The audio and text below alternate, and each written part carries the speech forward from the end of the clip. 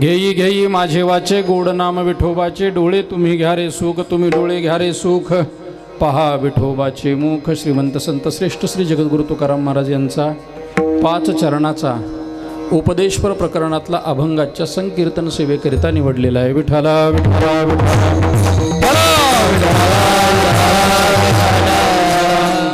सालाबादप्रमाणे संपन्न होत असणारा आपला हा कार्यक्रम शिवजन्मोत्सवाच्या निमित्तानं, त्याचबरोबर स्वानंद सुखनिवासी गुरुनाम गुरु जोग महाराज यांच्या पुण्यतिथीचे काही दिवस आपल्या या उत्सवामध्ये येतात आणि दरवर्षी आपल्या या सुरत शहरामधील असणार आपलं विठ्ठल रुक्मिणी चॅरिटेबल ट्रस्ट संतोष नगर या नगरातील सर्व भाविक मंडळी मोठ्या श्रद्धेनं एकत्र येऊन, परिसरातील मंडळी सर्व श्रद्धेनं एकत्र येऊन हा उत्सव दरवर्षी करता। हे या उत्सवाचं 24वं वर्ष आहे।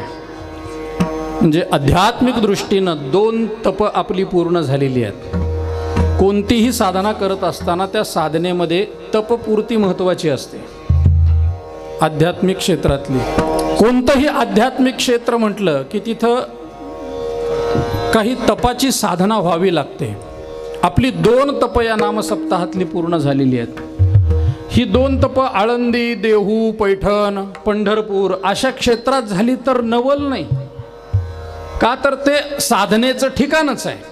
तिथं कीर्तन होणं, तिथं भजन होणं, एखादं आध्यात्मिक कार्य तिथं घडणं हे काही विशेष नाही आहे। पण अगदी आपला कर्मलोक म्हणून, उपजीविकेकरता म्हणून गाव सोडून स्थलांतर करावं आणि इथं येऊन सुद्धा आपली अध्यात्मातली साधना जिवंत ठेवावी।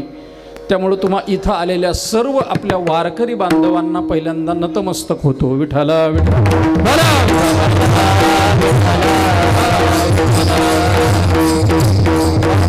कार्य करणं वाटतंय तितकं सोपं नाहीये। अगदी लग्न सोहळा, विवाह सोहळा एखाद्याच्या घरामध्ये असला की त्यांचा तो परिवार सगळा धावपळ करतो। घरातला एखादा तो कर्ता पुरुष त्याहीपेक्षा जास्त धावपळ करेल। सोहळा किती दिवसाचा आहे? एका दिवसाचा। हल्ली 1 दिवस पण राहिलं नाही। हल्ली तरुण वर्गावरती ही थोडीशी शोककळाच आहे। आता कधी उरकलं, कधी झालं काही सांगता येत नाही। येतात साखरपुड्याला, लग्न उरकून निघून जातात। आताची ही परिस्थिती आहे थोडीशी। 1 दिवसाचा सोहळा पण तरी त्याला किती त्रास होतो त्या घरातल्या कर्त्या पुरुषाला।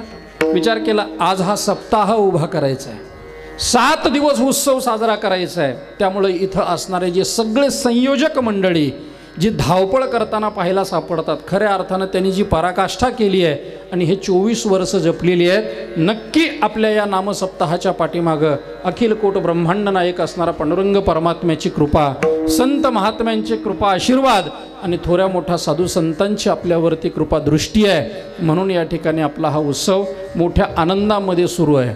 अगदी श्री क्षेत्र आळंदीतली आमची सर्वच महाराज मंडळी, जोग महाराज वारकरी शिक्षण संस्थेतील सर्व गुणीजन मंडळी, गायक, मृदंग वादक, मृदंग विशारद, संगीत विशारद अशी सगळी ही रत्न, 2-2 गायक आणि 1 मृदंग वादक भेटत नाही।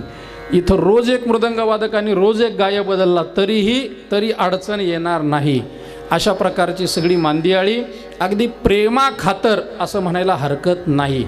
प्रेमा खातर या ठिकाणी आपण सर्व मंडळी, गुणवान मंडळी या ठिकाणी जमलेली आहेत आणि तुम्हा सर्वांचं असणारं वारकरी संत संप्रदायावरती, साहित्यावरती असणारं प्रेम, वारकरी कीर्तनावरती असणारं प्रेम या ठिकाणी दिसून येत आहे। पण आपल्या अंतःकरणातला असणारा परमार्थाचा उत्साह ही नक्कीच आपली पावर वाढवेल, रोगप्रतिकार शक्ती वाढवेल। कारण नामचिंतन ही एक साधनाच अशी आहे महाराज की ती भवरोगासारखा रोग नष्ट करू शकते। तर कोरोना काय, फक्त तो तसा केला पाहिजे, फक्त तसा केला पाहिजे। सगळ्यांनी मिळून एकत्र यावं, एक विचारानं एकत्र यावं आणि पिटो भक्तीचा डांगोरा, कळी काळासी धाक दरारा, तुका मने करा जय जयकार आनंदे।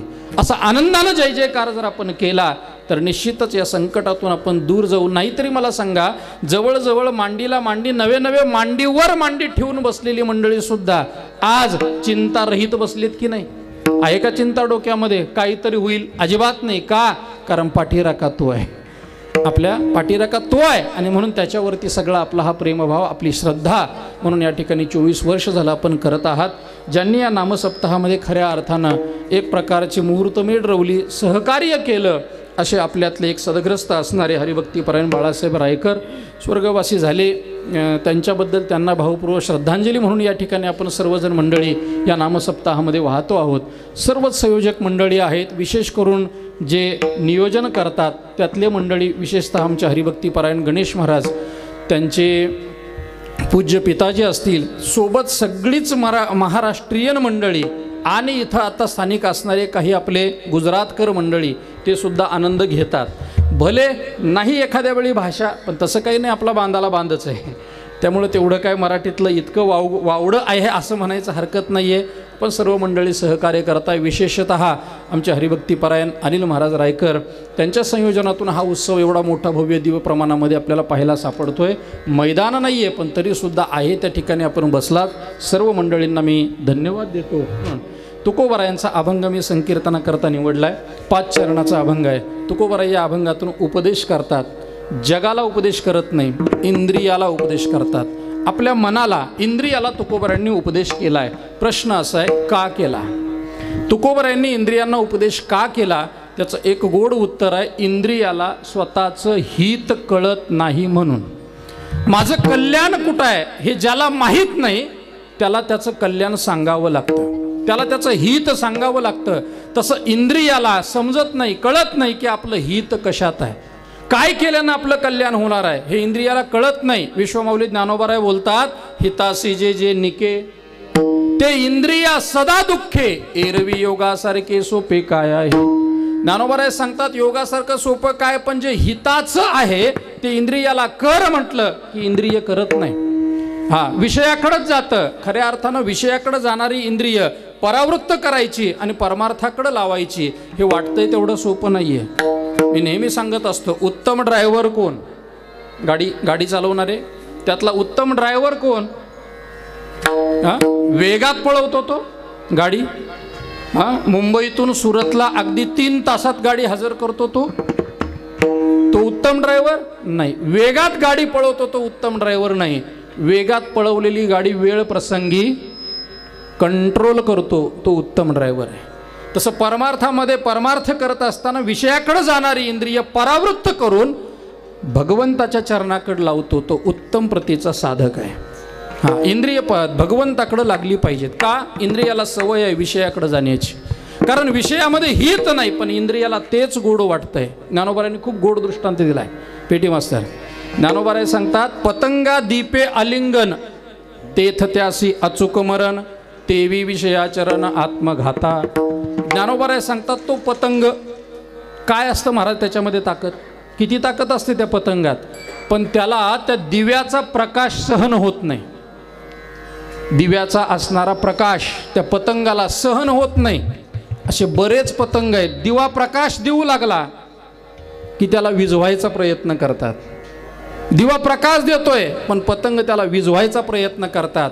ज्ञानोबारायांची ओवी समोर घ्या, असं कितीही पतंगांनी दिव्याला विझवायचा प्रयत्न केला, दिवा तर विझणार नाही पण पतंग नावाला शिल्लक राहणार नाही. तो विझवायला गेला. ज्ञानोबाराय सांगतात, तेथ त्यासी अचूक मरण, निश्चित ठरलेलं आहे मरण त्या पतंगाचं, त्या किड्याचं. तेवी विषयाचरण आत्मघाता. तसं हे इंद्रिय विषयाकडे गेले तर या इंद्रियाचा सुद्धा आत्मघात आहे. म्हणून तिथं सांगावं लागलं, बाबानो, इंद्रिय विषयाकडे जाऊ नका, विषयाकडे जाऊ नका. हिताचं जे आहे ते करावंसं वाटत नाही. सोपी उदाहरण आहेत, काही जास्त अवघडात जाणार नाहीये.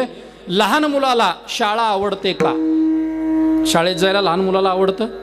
लहान मुलं इकडे बसलेत वर, शाळेत जायला आवडतं का? लॉकडाऊन पडल्यापासून शाळा बंद आहेत. पोरांच्या तब्येती सुधारल्यात. आईबापाला विचारा कस काय, सुधारलेत की नाही तब्येती? शाळा नाही त्याच्यामुळं. लहान मुलाला शाळा आवडते, पण कधी? शाळा कधी आवडते? रविवारी. शाळा आवडते त्याला, पण रविवारी दारं खिडक्या बंद असल्यावर शाळा आवडत असेल त्याला. शाळा हिताची आहे, पण लहान मुलाला शाळा आवडत नाही. आवडत महाराज शाळा. शाळेमध्ये जोर जबरदस्तीनं, कॉलेजला गेल्यावरती जातं मग आवडीनं. हेतू भिन्न भिन्न आहेत, शिक्षण नाही आहे तिथं. शाळा हिताची आहे. लहान मुलांना शाळेत गेलं पाहिजे, शाळेत गेलं पाहिजे.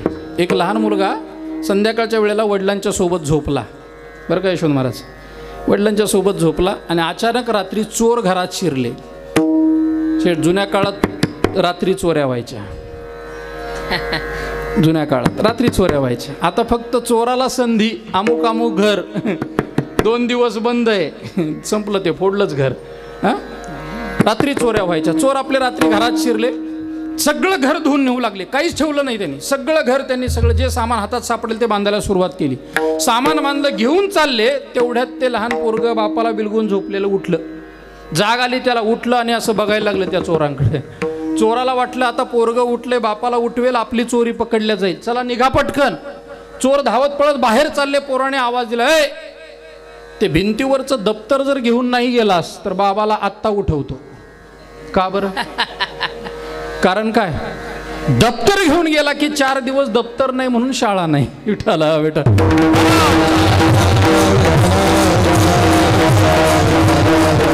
लहान मुलाच्या हिताची शाळा आहे.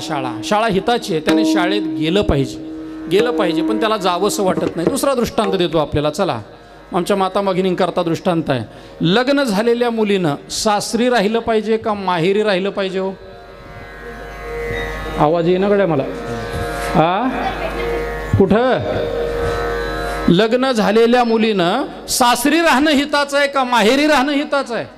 सासरी राहणं हिताचं आहे. बघा, मोठ्यांनी सगळ्या बोलल्या सासरी राहणं हिताचं आहे. माहेर आवडत नाही का? आवडतं ना. हो, असं कसं? माहेर आवडतं. जुने कीर्तनकार मंडळी सांगायचे, माहेरचं कुत्रं सुद्धा आवडतं. कुत्रं 4 पायाचं ते सुद्धा आवडतं. का? माहेरचं आहे ना, ते माहेरचं आहे, आवडतं. माहेर आवडतं, पण तिच्या हिताचं काय? सासर तिच्या हिताचं आहे. एखादी मुलगी लग्न झालेली जास्त दिवस जर माहेरी राहू लागली तर गल्लीतले शेजापाजारी चौकशा करतात. का हो, कसं काय? कसं काय? संक्रांतीला आली होती, अजून कशी गेली नाही? काय झालं काय नेमकं? काही नाही, पिऊन मारायला लागले. बिस्लरीचं पाणी नाही, पिऊन मारायला लागले. कारण सांगितलं जातं. जरी मुलगी जास्त दिवस माहेरी राहिली तरी लोक चर्चा करतात. म्हणून तिच्या हिताचं सासर जाचक आहे.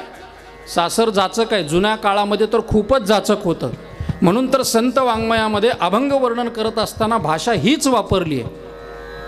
कागा सासूरवासी मज केले भगवंता, सासूरवासा भितो जीव ओढे तुझ पाशी.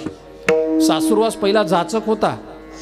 सासू तिलाच म्हटल्या जायचं जी दिवसभरात 6 वेळेला सुनेच्या डोळ्यातून आणि आसू, तिचं जाव नाव सासू, अशी ती सासू. आता काळ बदलला, दिवस बदलतात. म्हणतात ना, ती मालिकाच होती पाहिजे, 4 दिवस सासूचे, 4 दिवस सुनेचे. तसा आता सुनवास सुरू झाला. आता ज्या सासूला म्हातारपणी नीट भाकरी खायची असेल तिनं सून जसं म्हणेल तसं राहिलं पाहिजे. काळ बदलतो महाराज.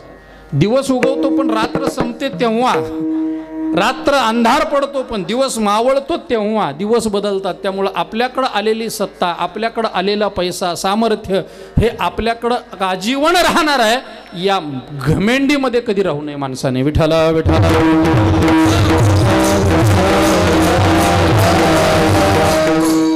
त्यामुळे एखादी मुलगी जर जास्त दिवस राहू लागली तर लोक चर्चा करतात. काय झालं, कसं झालं, अमकं तमकं. सासूरवास जरी आवडत नसला, सासर जरी कष्टदायक असलं तरी लग्न झालेल्या मुलीनं सासरी राहणं हिताचं आहे. शाळा आवडत नसली तरी सुद्धा लहान मुलानं शाळेत जाणं हिताचं आहे.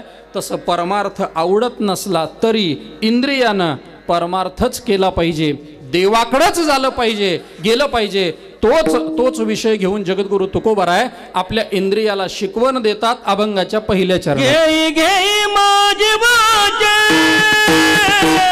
घेई घेई माझे वाचे, घेई घेई माझे वाचे, घेई घेई माझे वाचे.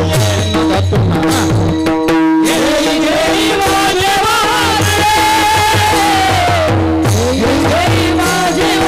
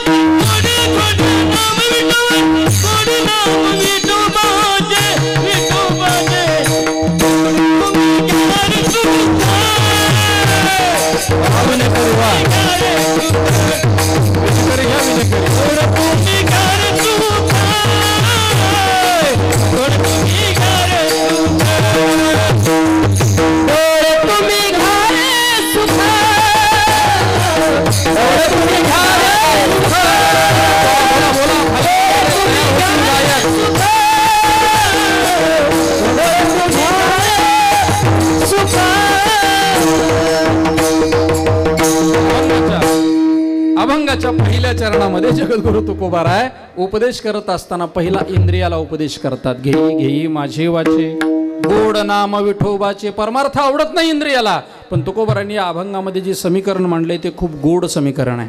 ऐका ऐका, प्रत्येक इंद्रियाला तुकोबारांनी उपदेश केलेला आहे. पहिल्या चरणामध्ये आपल्या जिभेला उपदेश करतात, दुसऱ्या चरणामध्ये डोळ्याला केलाय, तिसऱ्या चरणात कानाला केलाय, चौथ्या चरणात मनाला केलाय. इंद्रियाला उपदेश करत असताना तुकोबारांनी गंमत मात्र ही साधलेली आहे, योग असा साधलेला आहे. तुकोबाराय उपदेश करतात, इंद्रियाचा विषय बदलतात, स्वभाव बदलत नाहीत. वाक्य बारकाई नाही का? ज्या इंद्रियाचा जो स्वभाव आहे तुकोबारांनी तो स्वभाव तसाच ठेवलाय, स्वभाव बदलला नाही. जर स्वभाव बदलला असता प्रश्न निर्माण झाला असता, देवाचं नाव घ्यायचं कसं, देव पाहायचा कसा? डोळ्याचा स्वभाव पाहणं आहे, तुकोबारांनी पाहणं स्वभाव बदलला नाही, फक्त पाहण्याचा डोळ्याचा विषय बदललाय. कानाचा स्वभाव ऐकणं आहे, त्याला ऐकायला सांगितलंय, पण काय ऐक? तुम्ही ऐका रे कान माझ्या विठोबाचे. ज्याचा जो स्वभाव आहे तो तसाच्या तसा ठेवला. आणि तुकोबाराय इंद्रियाला भगवंताकडे जायला सांगतात, पण इंद्रिय देवाकडे जाणं हे वाटतं तेवढं सोपं नाही.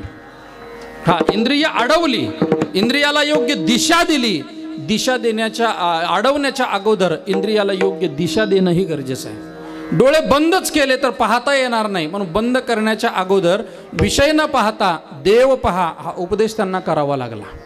हां, नुसतीच जर अडवली असती, दिशा दिली नसती तर इंद्रिय विरोधात उभी राहिली असती, आंदोलन केलं असतं त्यांनी. हां, पर्यायी मार्ग द्यावा लागतो. काही जर नवीन एखादं काही तुम्हाला समोर निर्माण करायचं असेल, वेगळे पण काही करायचं असेल, बदल घडवायचा असेल, तर त्याला पहिल्यांदा मार्ग द्यावा लागतो. हां, नदीचं पाणी अडवता येतं, पण अडवलेलं पाणी त्याला योग्य दिशा द्यावी लागते. जर एखाद्या वेळेला धरण बांधलं आणि त्या धरणाला जर दिशा दिली नाही, ज्याला आमच्या खाली सोलापूर भागामध्ये तोंड काढणं असं म्हणतात, पाण्याला दिशा दिली पाहिजे, तोंड काढलं पाहिजे, सांद काढली पाहिजे. जर त्या धरणाला तोंड न काढता जर धरण बांधणाऱ्याने धरण बांधलं तर ते धरण नावाला राहत नाही. नुसतंच पाणी अडवलं, पाणी सगळं घेऊन जाईल ना धरण. त्याला पाणी अडवण्याच्या अगोदर पहिल्यांदा त्याला दिशा द्यावी लागते. झालेलं जास्त झालेलं पाणी त्याला बाजूने काढून द्यावं लागतं. त्याने जर तोंड न काढता धरण जर पाणी अडवलं तर धरण तर राहत नाही, पण ज्याने धरण बांधलंय त्याला सुद्धा तोंड दाखवायला तोंड राहत नाही. लोक म्हणतील कोण शहाणा होता असं, त्याने पाणी अरे तोंड काढलं नाही आणि कुशाल धरण बांधलं. म्हणून अडवण्याच्या अगोदर दिशा द्यावी लागते, योग्य दिशा द्यावी लागते. तुकोबाराय इंद्रियाला अडवतात, पण अडवण्याच्या अगोदर दिशा देतात. वास्तविक इंद्रियाला परमार्थाकडं लावणं वाटतंय तेवढं सोपं नाही आहे, वाटतंय तितकं सोपं नाही आहे. मुखातून शिवी एखादी अपशब्द लवकर येईल तेवढं देवाचं नाव लवकर येत नाही, कारण इंद्रिय सहजासहजी देवाचं नाव घेत नाही. किती किती कष्ट घ्यावे लागतात. ज्ञानोबारांनी त्याच्याकरता गोड दृष्टांत दिलेले आहेत. सारसाही विघडता ओहावनी वत्स काढिता, भनंग दवडिता भानयावरुनी, माते पुढोनी बालक, कारे नेता एकुलते एक, होय का उदक तुटता मिना, तैसे विषयाचे घर, इंद्रिया सांडिता थोर, युगांत होय अपार वीर विराग साहती. विषयाचं घर इंद्रिय त्या घरातून बाजूला काढणं किती कठीण आहे. ऐका, थोडंसं बारकाई नाही का? ज्ञानोबारायांनी त्याच्याकरता आपल्याला 5 दृष्टांत दिलेले आहेत. आता माऊलींचे दृष्टांत म्हणजे एकापेक्षा एक, म्हणजे पहिला कमी पडला म्हणून दुसरा दिला, दुसऱ्यामध्ये काही कमतरता जाणवली की तिसरा दिला, असे पराकोटीचे दृष्टांत ज्ञानोबा देतात. पहिला दृष्टांत दिलेला आहे सारसाही विघडता, तो सारस पक्षाचा दृष्टांत आहे. अगदी संध्याकाळच्या वेळेला ते नर आणि मादी दोघंजण एकमेकाला आवाज देतात. नर नदीच्या या तीरावर आहे, मादी त्या तीरावर आहे. आवाज देतात, मिलन होत नाही. सूर्योदयापर्यंत आवाज देतात, तो नर इकडं जातो, मादी इकडं जाते, मिलन होत नाही. ज्ञानोबा सांगतात सूर्योदय झाला तरी होईल ना, म्हणून पहिला दृष्टांत कमी पडला. सूर्योदय झाल्यानंतर त्यांचं मिलन भेट होऊ शकते, म्हणून ज्ञानोबा पुढचा दृष्टांत देतात. सारसाही विघडता ओहाहुनी वत्स काढिता. नुकतंच असलेलं ते वत्स वासरू ते गाईच्या स्तनाला चिकटलं तर त्याला सहजासहजी बाहेर काढता येत नाही. आता आमच्या माता माऊली तर काढू शकत नाही. त्या म्हणतात दूध पाहिजे असेल तर वासरू पहिलं बांधा तर दूध निघेल. ते वासरू जसं त्या गाईपासून बाजूला निघत नाही, तैसे विषयाचे घर. ज्ञानोबा सांगतात तसं इंद्रिय विषयापासून बाजूला जात नाही. तुम्ही म्हणाल वासरू निघत नाही, बरोबर आहे, पण ते वासरू मोठं झालं तर उद्या गाईलाच दुसरं वासरू झालं तर गाई त्याला जवळ घेईल का? हा दृष्टांत कमी वाटला म्हणून ज्ञानोबाराय सांगतात, भनंग दवडी ताभान यावरून. 4-5 दिवसाचा उपवासी मनुष्य आहे, चांगला पंक्तीमध्ये जेवायला, त्याला पार्टीचं जेवण असेल, अगदी ठराविक 10-100 ताटं फिक्स ठरलेली आहेत, 100 जणांच्या नावावरती आहेत, आणि अचानक हा गेला आणि पंक्तीमध्ये बसला. 5 दिवसाचा उपवास आहे, पक्वान्न समोर वाढले, घेणार तेवढ्यात आलेल्या संयोजकानं उठवलं त्याला, उठ तुझं ताट नाही आहे. किती वाईट वाटेल त्याला. एकतर 5 दिवस जेवण मिळालं नाही, आज पंचपक्वान्न मिळालंय, खाणार आहे घास, तेवढ्यात उठवलंय, वाईट वाटेल. भनंग दवडीता भान या उरुणी. पण ज्ञानोबाराय सांगतात त्याला बाजूला घेऊन पुन्हा पंचपक्वान संध्याकाळचं बांधून दिलं, म्हणजे आताचा जीव घालून पुन्हा बांधून दिलं, आनंद वाटेल ना. तैसे विषयाचे घर. त्या पद्धतीनं त्या विषयाला, इंद्रियाला विषयाचं घर सोडत असताना दुःख होतं. कमी पडला दृष्टांत. ज्ञानोबाराय पुढचा दृष्टांत देतात, माये पुढनी बालक कार्य नेता एकुलते एक. आईपासून एकुलतं एक तारुण्यामध्ये असलेलं बाळ सीमेवरती आपलं रक्षण करत असताना शत्रूच्या गोळीला बळी पडलं, धारातीर्थी पडलं, आणि त्या बाळक दिवाळीला सणाला भेटायला येणारं, पण त्याची बॉडीच जर त्या आईच्या समोर आली तर त्या आईसमोरून घेऊन जात असताना त्या आईला दुःख होतं की नाही. तैसे विषयाचे घर. ज्ञानोबाराय सांगतात तसं या इंद्रियाला विषयाच्या घरापासून बाजूला काढताना दुःख होतं. ते जसं बाळक घेऊन जात असताना आई टाहो फोडते, रडते, प्रसंगी बेशुद्ध पडते, पण ज्ञानोबाराय सांगतात तोही दृष्टांत विषयाच्या घराला कमी पडतो. का? ती बेशुद्ध पडेल पण स्वतःच्या प्राणाचा त्याग नाही ना करत, स्वतःचा प्राण त्यागत नाही, बेशुद्ध पडेल ती. म्हणून त्याच्याही पेक्षा विषयाचे घर सोडणं इंद्रियाला कठीण आहे. म्हणून सरते शेवटी सिद्धांताला पूरक असणारा शेवटचा दृष्टांत ज्ञानोबाराय देतात, होय का उदक तुटता मीना. उदक म्हणजे पाणी, मीना म्हणजे मासा. मासा पाण्यातून बाजूला काढल्यानंतर किती तास जिवंत राहील? तास. क्षणात ज्या पद्धतीनं तो आपला प्राण सोडतो, तद्वत त्याप्रमाणे तैसे विषयाचे घर. हा सिद्धांत आहे. तसं विषयाला, इंद्रियाला विषयाचं घर सोडत असताना एवढं दुःख होतं. तुकोबाराय सांगतात परमार्थ करणं म्हणजे आमच्या जीवनामध्ये आहे कसं? रात्रंदिवस आम्हा युद्धाचा प्रसंग, आम्हाला रात्रंदिवस युद्ध करावं लागतं. युद्ध. तुकोबाराय तुम्ही संत आहात, कोणाबरोबर युद्ध करता?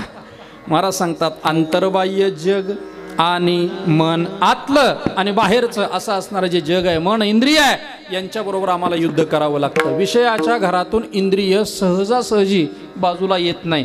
नाही तुम्हाला ज्ञानोबारायांचे 5 दृष्टांत कळाले. सोपा जरा आपल्या जवळचा अजून एक दृष्टांत देतो, ऐका. ज्यांना विषयाची सवय लागलेली असते, ज्या इंद्रियाला विषयाची सवय लागलेली आहे, त्यांना जर म्हटलं ना अरे सोडा ना विषय, किती घाण आहे ते सोडा, सोडत नाही महाराज, सोडत नाही. सोपं उदाहरण देतो. तंबाखू खाणारी माणसं, तंबाखू चांगली आहे का? खायला खायला चांगली लागते चवीला. जर असती तर मग साखरेत पाहुणे आल्यानंतर चहामध्ये साखरेच्या ऐवजी तंबाखू टाकली असती ना, टाकली असती की नाही? हां, ते नाही ना, तिखट असते. असते काय? होय तरी म्हणा, मी तर कुठं खाल्ली आहे. तिचा दुर्गंध येते तिची. हां, ऐक नाही, विष आहे तिच्यामध्ये, कॅन्सरसारखा दुर्धर आजाराला बळी पडतो मनुष्य. असं असताना सुद्धा तंबाखू खातो. एखाद्याला म्हटलं अरे पवित्र गळ्यामध्ये तुळशीची माळ आहे तुझ्या, चांगलं गातो वगैरे, सुंदर गातो, आणि एक यशवंत महाराज एक समीकरण कसं आहे माहीत नाही, हे तंबाखू खाणाऱ्यांचे आवाज खूप चांगले असतात. म्हणजे तुमचे चांगले आहेत म्हणून खाता असं मी अजिबात म्हणत नाही. हां, खातच नाही. पण एक फक्त अनुमान प्रमाण, पण मी पाहिलंय बऱ्याच वेळेला, व्यसन करणाऱ्यांचे आवाज खूप चांगले असतात महाराज, खूप चांगले असतात. याच्या अर्थी चांगल्या आवाजासाठी व्यसन करावं असं अजिबात मी म्हणत नाही. विठ्ठल विठ्ठल.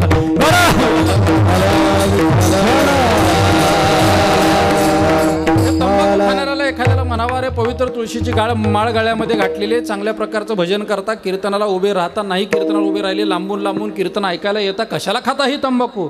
तो म्हणतो महाराज तुम्हाला माहीत नाही, सकाळी आमचं खूप अवघड होतंय. कळलं ना? सकाळी अवघड होतं. मी म्हटलं चांगला ठेचा खा ना हिरव्या मिरचीचा, काय होतंय बघू. इंद्रिय विषयाच्या घरातून बाजूला काढायची म्हटलं सोपं नाही. आणि त्या इंद्रियाला जगद्गुरु तुकोबाराय उपदेश करतात, घेई माझे वाचे गोड नाम विठोबाचे. सोपं आहे? सोपं आहे का? अहो, इंद्रियाच्या विरोधात आपण काय असतं, इंद्रियाला जर सांगायला गेलं तर इंद्रिय विरोधात उभी राहतात. कारण दोन मार्ग शास्त्रानं सांगितलं, एक श्रेयस मार्ग आहे आणि दुसरा प्रेयस मार्ग आहे. प्रिय मार्ग आहे आणि श्रेय श्रेष्ठ असणारा मार्ग आहे. हिताचा आहे श्रेयस मार्ग, पण करावासा वाटत नाही, करावा वाटत नाही. प्रिय असणाऱ्या मार्गाकडेच इंद्रिय जातात. म्हणून तुकोबाराय ते इंद्रियाला शिकवतात, घेई घेई माझे वाची. स्वभाव बदलला नाही, स्वभाव तसाच आहे, पण हे स्वभाव सांगत असताना सुद्धा तुकोबारायांनी दोनदा म्हटलंय, घेई घेई दोनदा म्हटलंय. का म्हटलं असेल?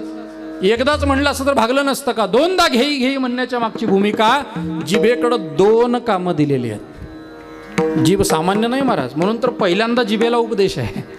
जीभ खूप महत्वाची आहे. ज्याने आपल्या जीवनात जीभ सावरली त्याचं जीवन सावरलं. मग ती जीभ खाण्यातही सावरली पाहिजे आणि बोलण्यातही सावरली पाहिजे. हां, ज्याचं खाण्यात कंट्रोल नाही, शरीर कसंही सुटत राहतं. वेगवेगळे रोग मुक्कामालाच तिथं येतात, वळकटी घेऊन. त्या शरीरामध्ये वेगवेगळे रोग मुक्कामच करतात. खाण्यामध्ये जीभ सावरणं गरजेचं आहे. तसं बोलण्यातही जीभ सावरणं गरजेचं आहे. ऐका, शत्रुत्व आणि मित्र हे कशावर अवलंबून आहे? बोलण्यावरच आहे ना. ज्याची जीभ वाणी गोड बोलते त्याला मित्रत्व कमी आहे का? ओ, शत्रूच राहत नाही त्याला. आमचे गायक मंडळी इतके गोड गातात, मृदंगवादक इतके गोड वाजवतात, पोटभर 2 टाइम जेवतात ना. म्हणजे काय घरी जेवण नाही का? घरी जेवण आहे, पण एवढं आग्रहानं दिलं जातं. कारण का? गोड बोलणं. गोड बोलणं ज्याचं आहे ना, काही सोपं उदाहरण आहे. टाळकरी गाढव कामाचं आहे का पोपट कामाचं आहे? पोपट माहिती आहे ना, पिंजऱ्यात असतो, आणि गाढव 4 पायाचं उकरड्यावर. कामाचं कोण आहे? अगदी बरोबर आहे, घाबरायचं नाही. विचलित होतं ना लक्ष, म्हणून तुमच्याकडे आलो, नाही तर खाली बोललो असतो. गाढव कामाचं आहे, बरोबर आहे ना? तुमचं तरी काय मत आहे? पोपट काय कामाचं आहे? गाढव कामाचं आहे. गाढव कामाचं आहे, पण पोपटालाच पेरू दिला जातो. का? मधुरावोत्तरे रावा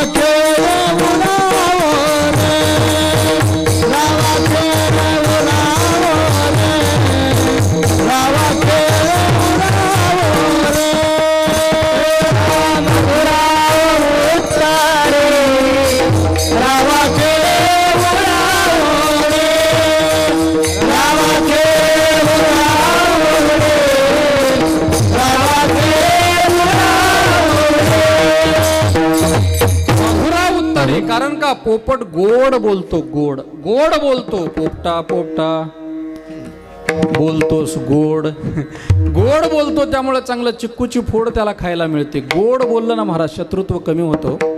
ज्याने गोड बोललं पाहिजे. बघा, दाताचा आणि त्या जिभेचा संवाद आहे. दाताचा आणि जिभेचा संवाद कबीर महाराजांनी दिलाय, खूप गोड दिलेला आहे. आपल्याला दात किती आहेत दादा? दात किती आहेत दाता आपल्याला? हा, दात 32, बरोबर ना? एक जण 32व्या वर्षी डॉक्टरांकडे गेला. डॉक्टर साहेब, दाढ दुखायला लागली, दाढ दुखायला लागली. डॉक्टरांनी आपलं पाहिलं, सगळे कॅमेरा वगैरे टाकला, बघितलं. काही नाही म्हणे, या गोळ्या घ्या, 2-3 दिवसात तुम्हाला फरक पडेल. पण झालं काय? किडली वगैरे काही नाही म्हणे, मागून एक दाढ यायला लागली. कोणती? अक्कल दाढ. अनुभव सगळ्याला आहे. कुणाला 32व्या वर्षी, कुणाला 40व्या वर्षी. म्हणजे आपले गृहमंत्री जे म्हणतात ना, तुम्हाला काही अक्कल नाही, कारण हे कधी पण येते महाराज. 40व्या वर्षापर्यंत, म्हणजे 39 वर्ष बिगर अकलेचेच फिरत होतो. काय नाव ठेवलंय त्या दाढीला? एक अक्कल दाढ म्हणे. अक्कल दाढ खूप त्रास देते म्हणतात ते येत असताना. हे अक्कल दाढ. 32 दात आहेत. चला, हे 32 दात, एक दिवस त्यांची मीटिंग बसली, सगळे एकत्र आले हे 32 दात, आणि जिभेवर त्यांनी आंदोलन केलं. जिभेच्या विरोधात आंदोलन केलं. का ग म्हणे? दंत कहे जीव को हम 32 तू अकेली माय. हा, एक बार चबा जाऊ तो फिर्यादी कहा जाय. कंपाऊंड वाला आमचंच आहे ना. गेटच जर बंद केलं आणि आम्ही 32 जणांनी जर तुझ्यावर हल्ला चढवला, तुला जर चावून टाकलं, तर कुणाजवळ तक्रार करशील? पण ती जीभ होती महाराज, शांत बसली. कारण ज्याला जास्त काही काम करायचं आहे ते शांतच राहतात, ते जास्त खळखळ खडबड करत नाहीत. सुभाषितकार सांगतात, अर्धी घागरच जास्त, अर्ध्या पाण्यानं भरलेली जी घागर आहे ती जास्त हेळकांडते. भरलेली घागर शांत असते. जे जास्त हेळकांडते ना, समजायचं अर्ध आहे. अर्ध आहे. मग ते कुठेही असू द्या, परमार्थात असू द्या, व्यवहारात असू द्या, कुठेही असू द्या. हा ते जीभ शांत बसली, दात सगळे आपलं आंदोलन केलं, आपल्या तक्रारी मांडल्या, बसले खाली, मग जीभ उठली. जिभेनं सांगितलं, जीभ कहे दंत को तुम 32 मै अकेली माय, एक बार टेढ़ी चली तो 32 गिर जाय.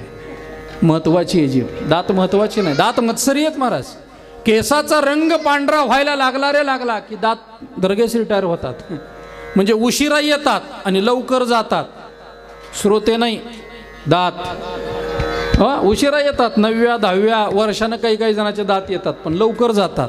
जीभ सोबत येते, सोबतच जाते. जीभ महत्वाची आहे. म्हणून तुकोबर आहे पहिल्यांदा उपदेश जिभेला करतात. घेई माझे वाचे.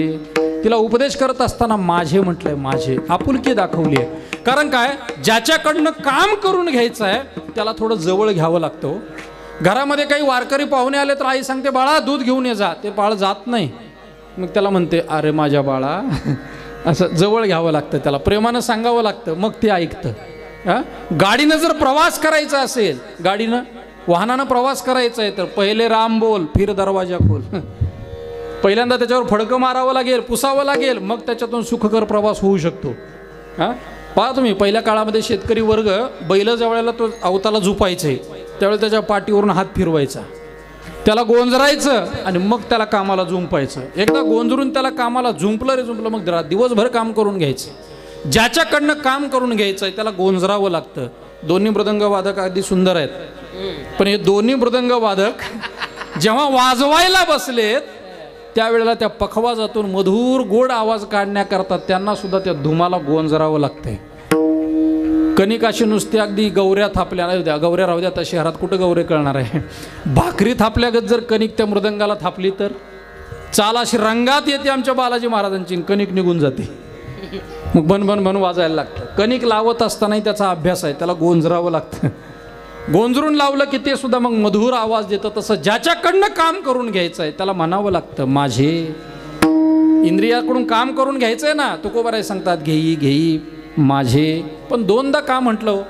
दोनदा म्हटलं त्याचं कारण आहे, जिभेकडं 2 कामं दिलेली आहेत. एक बोलण्याचं काम ही जीभ करते आणि चव घेण्याचं काम सुद्धा जिभेचंच आहे. ज्या वेळेला ही जीभ चव घेते त्यावेळेला ती ज्ञानेंद्रिय असते आणि ज्या वेळेला ती बोलत असते त्यावेळेला ती कर्मेंद्रिय असते. 2 काम आहेत. हुशार मंत्री असला की 2-2 खाती दिली जातात. मंत्रिमंडळामध्ये मंत्री हुशार असला की 2-2 खाती दिली जातात आणि जर हुशार नसला तर बिन खात्याचा मंत्री. 2-2 कामं दिली, कारण जीभ खूप महत्वाची. ज्याने जीभ सावरली, जिभेचा स्वभाव बदलला नाही. तुकोबाराय सांगतात बाई नाव घे पण गोड नाव घे, कारण जिभेला सुद्धा गोडच आवडतंय. गोड आवडतंय. आता गुजरातमध्ये काय महाराज दुसरं सांगायचं याच्यापेक्षा. म्हणजे गणेश महाराजांची म्हणच तयार आहे. इथं आल्याबरोबर जेवण नाकारलं आम्ही, पण पहिलं गुजरातचा आस्वाद घ्यायला गेलो. फाफडा आणि काय जिलेबी. जिलेबी गोड आवडतं जिभेला. लग्न समारंभात सुद्धा, लग्न कसं झालं घरातली माणसं विचारतात, अहो लग्नाला गेले कसं झालं लग्न? हा मस्त झालं, मस्त. नवरदेव घोड्यावर होता, कोरोनामध्ये गेला घोडा म्हणा. आता बिगर घोड्याची लग्न व्हायला लागली, म्हणजे बसायला बरं का. गोड लग्नामध्ये गेलेल्या माणसाला घरातली माणसं कसं काय लग्न झालं? जेवायला काय होतं? म्हणजे मसाले भात होता, वरण होतं, मस्त पांढरा भात होता, पुरी होती. अरे गोड काय होतं सांग? चांगलं गुलाबजाम होतं. हां बरं झालं. बालुशाही होती, अजून चांगलं झालं. गोड आवडतं जिभेला. म्हणून माणसं सुद्धा म्हणतात ना, जेवण झाल्यानंतर कुछ मीठा. गोड आवडतं माणसाला, गोड आवडतं. तसं जिभेचा स्वभाव आहे, जिभेला सुद्धा गोड आवडतंय. तुकोबाराय सांगतात जर तुला गोडच आवडतं ना तर माझ्या देवाचं नाव खूप गोड आहे. किती गोड आहे? अगदी भगवंताच्या नावाच्या पुढं अमृताची गोडी फिक्की पडते, एवढं गोड आहे. अमृत जयास फिके पुढे, अमृत जयास फिके पुढे, अमृत जयास फिके पुढे, अमृत जयास फिके पुढे. जिभे गोड तिना अक्षरांसर, जिभे गोड तिना अक्षरांसर, जिभे गोड तिना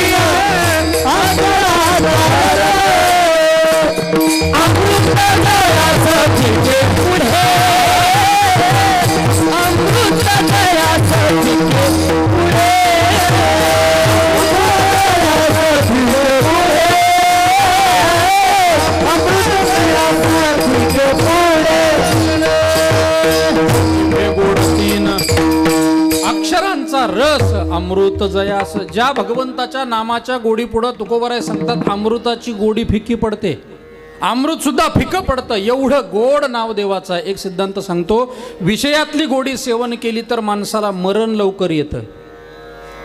शुगरच्या माध्यमातून विषयातली गोडी सेवन केली तर माणसाला मरण लवकर येतं. भगवंताचं गोड नाव घेतलं येणारं मरण मरतं, एवढी ताकद त्या भगवंताच्या नामाच्या गोडीमध्ये आहे. म्हणून भगवंताचं नाव घ्यावं का? ते गोड आहे म्हणून. गोड आहे, इतकं गोड आहे, इतकं गोड आहे की त्याच्यासमोर अमृताची गोडी फिकी पडते. तुकोबराय दुसऱ्या चरणामध्ये दुसऱ्या एका अभंगामध्ये खूप गोड चिंतन म्हणतात. गोड तुझे नाम विठोबा आवडले,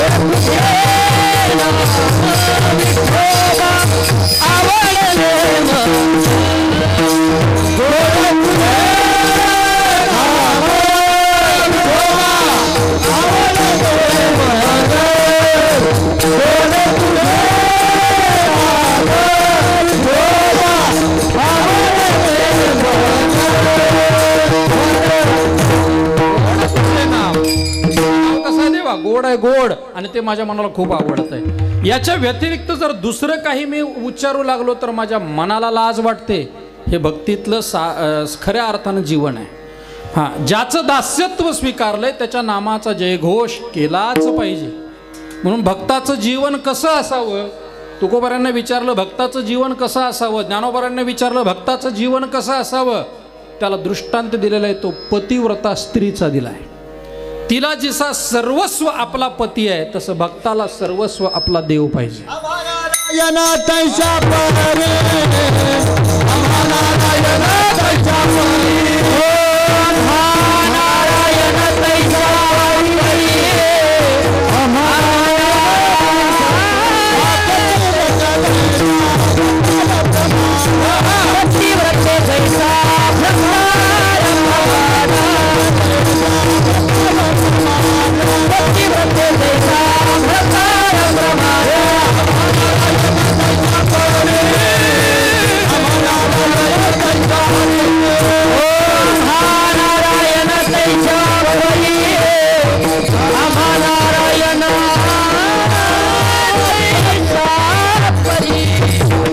जैसा भ्रतार प्रमाण, त्या पद्धतीनं आम्हाला आमचा नारायण पाहिजे. महाराज सांगतात दुसऱ्याचं नाव उच्चारायला लागलो तर लाज वाटते मनाला, इतकं देवा तुझं नाव गोड आहे.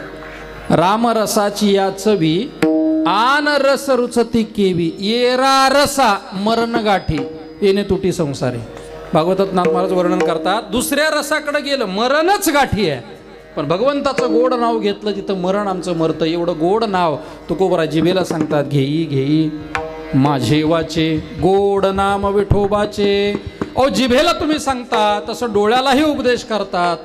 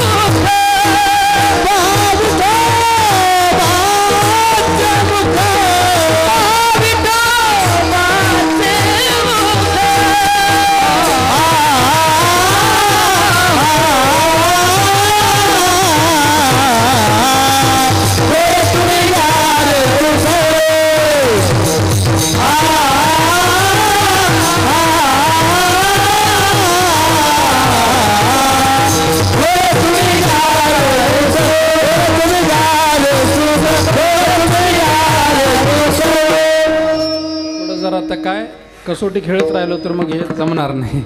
2020वर जरा आनंद घेऊ आपण. डोळे तुम्ही घ्या रे सुख, दुसऱ्या चरणात तुकोबर आहे. डोळ्याला उपदेश करतात, स्वभाव बदलला नाही. डोळ्याचा स्वभाव पाहणं आहे. तुकोबर आहे त्याला पहा म्हणतात, पण काय पहा? माझ्या विठोबाचं रूप पहा. डोळे तुम्ही घ्या रे सुख, पहा विठोबाचे मुख. प्रश्न एक साधा सुद्धा प्रश्न आहे. ऐ इकडं, हां प्रश्न साधा आहे. उघड्या डोळ्याने माणसाला जास्त दिसतं का बंद डोळ्याने? असे डोळे उघडे ठेवल्यानंतर जास्त दिसतं का डोळे बंद केल्यावर? हां उघडे ठेवल्यावर जास्त दिसतं. तो आता डोळे उघडे ठेवून त्या मंडपाकडे बघ, शेवटचा माणूस दिसतोय का? मंडपाच्या बाहेर एक उभा माणूस आहे, दिसतोय का? हां नाही दिसत. डोळे बंद कर. आळंदीतली ज्ञानोबारांची समाधी समोर येते का? येते का? मग उघड्या डोळ्याने दिसतं, त्याहीपेक्षा बंद डोळ्याने जास्त दिसतं, जास्त दिसतं. बघा अनुभव घेऊन. आपलं काही काही असं रस्त्याने आपण चाललो, एखादं दृश्य आहे, डोळ्याने पाहावत नाही, त्यावेळेला मनुष्य डोळे बंद करतो. अरे अरे पाहायचं नाही, डोळे बंद करतो. पण बंद उघड्या डोळ्याने जे तेवढं बिभत्स वाईट दिसणार आहे, घाण दिसणार आहे, बंद डोळ्याने त्याच्यापेक्षा घाण दिसतं. त्याच्यापेक्षा डोळ्याचा स्वभाव विचित्र आहे. पाहणं हा डोळ्याचा स्वभाव आहे. बरं त्याला म्हटलं ना, अरे ते पाहायचं पाहण्यासारखं नाही, पाहू नको. पाहू नको म्हटलं की तिकडं पाहायला गेल्याशिवाय राहत नाही. मी सोपे उदाहरण देईन व्यवहारातले आपल्याला. ज्या सिनेमाला हायकोर्टातून बंदी येते की हे सिनेमा सार्वजनिक ठिकाणी दाखवण्याच्या योग्यतेचे नाहीत, शेरा मारला जातो आणि ते सिनेमे दाखवायचे नाही म्हणून बंदी येते. काय व्हायचं ते होतं, सिनेमा प्रदर्शित होतो, त्यावेळेला ब्लॅकनं तिकीटं विकली जातात. का? याच्यातलं काय पाहण्यासारखं नाही ते तरी पाहावं. डोळ्याचा असा विचित्र स्वभाव आहे. जाऊ नको म्हटलं की गेल्याशिवाय राहत नाही. कीर्तनाला निघालोय, 9 ते 11चं कीर्तन रात्री जाहीर केलं होतं. कीर्तनाला निघालो, जरा उशीर झाला म्हणून पुढं जागा मिळेल या अपेक्षेनं गडबडीनं निघालो. तेवढ्यात रस्त्याच्या कडेला बाजूला जरा 7-8 जणांची गर्दी होती. गर्दी आहे म्हणून सहज येता येता विचारलं, का हो काय चाललंय? गर्दीतल्या एका माणसाने सांगितलं, काय नाही, पाहण्यासारखं नाही. पाहण्यासारखं नाही म्हटल्यावर गप कीर्तनाला येतो का? काय पाहण्यासारखं नाही ते पाहायला जातो. स्वभाव काय माणसाचा? काय पाहण्यासारखं नाही ते तर पाहून घेऊ. जातो, पाहतो. काय असतं? नवरा बायकोची भांडणं, दुसरं काय असायचं? सकाळी सकाळी आभाळ आलं की पाऊस येईल असं वाटतं, दुपारी लगेच ऊन पडतं. अशी ती अवस्था आहे त्या भांडणाची. अशी अवस्था. डोळ्याला पाहू नको म्हटलं की पाहिल्याशिवाय राहत नाही. डोळ्याचा स्वभाव पाहणं आहे ना, तुकोबर आहे सांगतात, तुला सौंदर्यच पाहायचं आहे ना, तुला चांगलं रूपच पाहायचं आहे ना. अरे या जगातलं, या विषयातलं सौंदर्य पाहण्यापेक्षा या विषयाला, या जगालाही ज्याने सौंदर्य दिलं तो परमात्मा, त्याला पहा. डोळे तुम्ही घ्या रे सुख, पहा विठोबाचे. जग सुंदर आहे की नाही? एखादं सुंदर असं गार्डन असेल तर किती छान वाटतं डोळ्याला. मग त्या गार्डनमध्ये असणारी हिरवळ, तिला दिलेलं ते हिरव्या रंग हा कोणी दिलाय? यानेच दिलाय. कारण हा कोण आहे? या संपूर्ण जगाचा पिता आहे. महद्ब्रह्म ही माता, अपत्य पंडुसुता जगदंबर. भगवान सांगतात, मी या जगताचा पिता आहे, माया ही त्याची माता आहे आणि आमच्या दोघांपासून हे जग निर्माण झालंय. आम्ही जर एवढे सुंदर आहोत म्हणून तर हे जग सुंदर आहे. सोपं उदाहरण देऊन जाईल आपल्याला. घरामध्ये, आपल्या घरामध्ये आजी आजोबा असतात. किती असतात आजी आजोबा?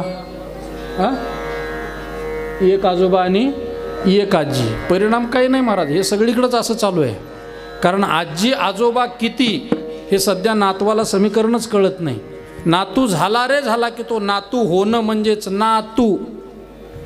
ते आजोबाला आल्यावर सांगतं, नातू आता फक्त मी, आता तू नाही, आता नातू. आजोबा. आता हे काय वृद्धाश्रम नावाची संकल्पना जेव्हापासून आपल्या या भारत देशामध्ये रुजू झाली आहे, वृद्धाश्रम नावाची संकल्पना काढली, सोय म्हणून काढली असेल, पण त्यामागची भूमिका खूप विचित्र आहे हो. हे खरं तर बंद झालं पाहिजे. वृद्धाश्रम निघणं म्हणजे आपल्या या संस्कार संपन्न असणाऱ्या देशाचं खऱ्या अर्थानं दुर्दैव आहे. विचार करा, पेटी मास्तर जर एखाद्या वृद्धाश्रमामध्ये तुम्हाला नेलं, तिथं ठेवायला नाही, वृद्धाश्रमाचं उद्घाटन करायला. तुम्हाला उद्घाटन करायला नेलं, तुमच्या हातून रेबीन कापलीन, तुम्हाला माईक दिला बोलायला, या वृद्धाश्रमाबद्दल 2 शब्द बोला, शुभेच्छा द्या. काय द्याल हो? याची भरभराटी हो. आता त्याची भरभराटी व्हायची म्हटल्यावर मग म्हातारी सगळी नेऊन तिथं घातली पाहिजेत. काय बोलणार त्याला? प्रसंग आला असं तर एक बोलावं, निश्चित बोला कधी प्रसंग आला तर. हे हे उभं राहिलं चांगलं आहे, पण हे ज्या दिवशी बंद पडेल तो दिवस आनंदाचा असेल. वृद्धाश्रम निघणं ही शोकांतिक आहे ना. आमचे आईबाप सांभाळायला आम्ही तयार नाही म्हणून शासनाला नाविलाजानं ती व्यवस्था करावी लागली, व्यवस्था करावी लागली. आजी आजोबा एक नसतात बाळ्या, दोन असतात. अरे आईकडले आजी वडील सोडून देतो का आजी आजोबा? हा, इकडचे आणि तिकडचे. माझा मुद्दा असा आहे, लहान मुलगा अत्यंत सुंदर देखना दिसला, नाक डोळे अगदी व्यवस्थित आहेत, रंगाने चांगला गोरा आहे, असा लहान मुलगा बघितल्याबरोबर आपलं सौंदर्य लगेच जातं का नाही? ज्या अर्थी मुलगा इतका सुंदर आहे त्या अर्थी मुलाचे आई वडील सुद्धा सुंदर असले पाहिजेत. कारण वेदांत शास्त्र असं सांगतंय, कार्य हे कारणाच्या गुणानं संपन्न असतं. आई वडील जर त्याचे कारण असतील, त्यांच्याकडे असणारे गुण हे कार्यात उतरत असतात. त्यामुळं आई वडील सुंदर असतील, एखाद्याचे आई वडील नाही सुंदर तरीही मुलगा सुंदर का? त्याचं लगेच कारणाचे गुण आजी आजोबाकडे जातात, मागं मागं मागं जातात. असं म्हणतात 7 पिढ्यातले चांगले गुण आणि 7 पिढ्यातले दोष हे या पुढच्या संततीकडे येत असतात, 7 पिढ्याचे. म्हणून मुलगा सुंदर आहे कारण का? त्याची मागची पिढी सुंदर आहे. तसं जग सुंदर आहे ना. तुकोबराय सांगतात, या जगाला निर्माण करणारा, जगाचा उत्पत्ती करता परमात्मा त्याहून सुंदर आहे. किती सुंदर आहे? राजस सुकुमार मदनाचा पुतळा, रवी शशी कळा लोपलिया. तो परमात्मा मदनाचा पुतळा आहे, सुंदर आहे. पांडुरंग कांती दिव्य तेज झळकती, रत्न किळ फाकती प्रभा, अगणित लावण्य तेज पुंजाळले, नवर्णविते तेची शोभा. कानडाव विठ्ठलू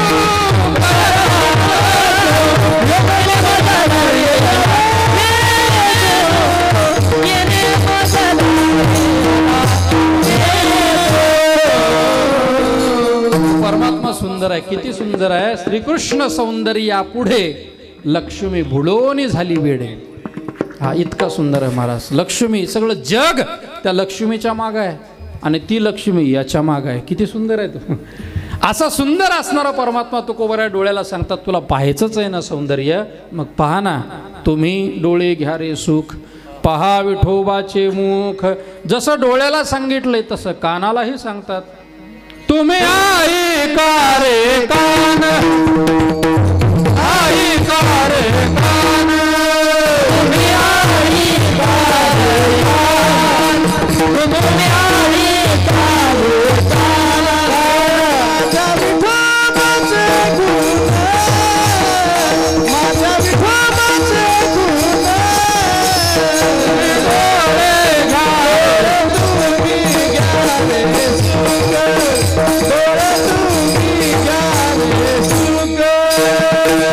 माझ्या विठोबाचे गुण, माझ्या विठोबाचे गुण, डोळे तुम्ही घ्या रे सुख, डोळे